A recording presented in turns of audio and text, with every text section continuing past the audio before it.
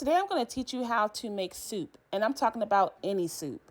Now, although I'm making a vegetable soup, you can make any soup using the techniques I'll teach you today. The first step to making a great soup is your flavor building process. I saute my vegetables in oil, then I add my seasonings, and I follow up with my broth. You can also use water to make your soup. We just tossed in a bay leaf, a garlic clove, some chicken seasoning, and we're going to give it a good stir.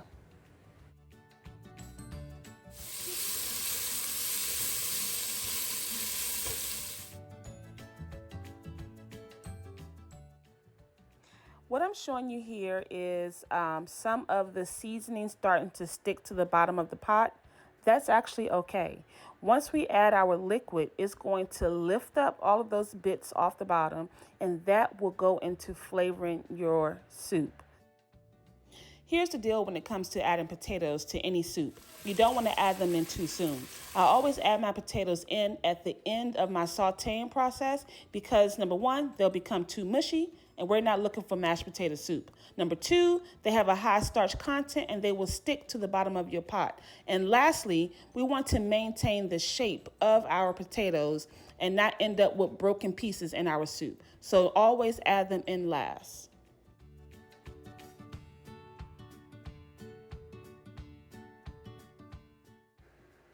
Our broth has gone in. You can also use water. And now we want to boil this on high heat for about 10 minutes uncovered.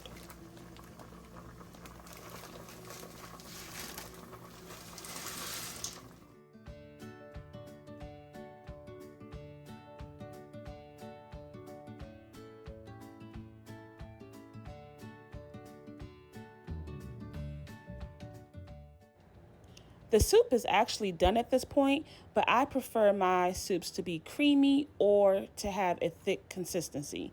So I'll show you how I thicken up my soup. I take some of the broth and put it inside of another bowl. And then I take about a tablespoon of cornstarch or flour, either or is fine, and I whisk the two together.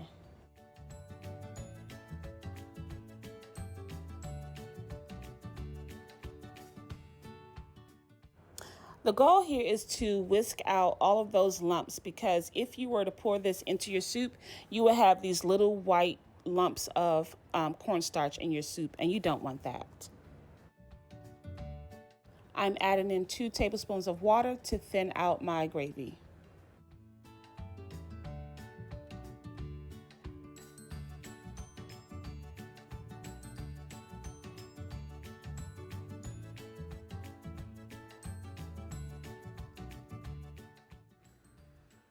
Here's the garlic clove we put in earlier, and I left it whole so that I can show you how to just smash the garlic clove on the side of your pot in order to get an easy garlic paste. Just watch this.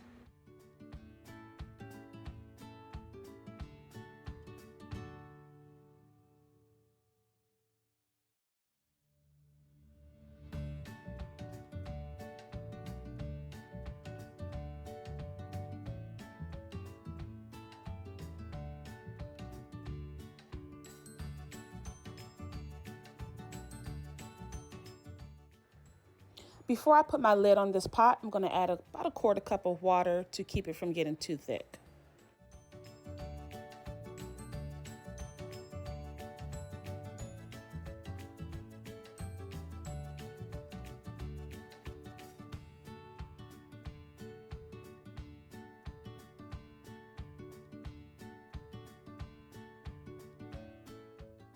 Now that the soup is done, I'm going to go ahead and add some dried herbs along with some spinach.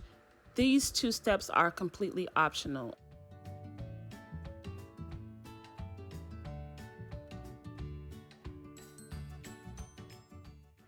I'm using leftover bread to make my little toast here. This is Puerto Rican bread, and all I'm going to do is slice it up, use some butter and herbs, and then toast it in the cast iron skillet.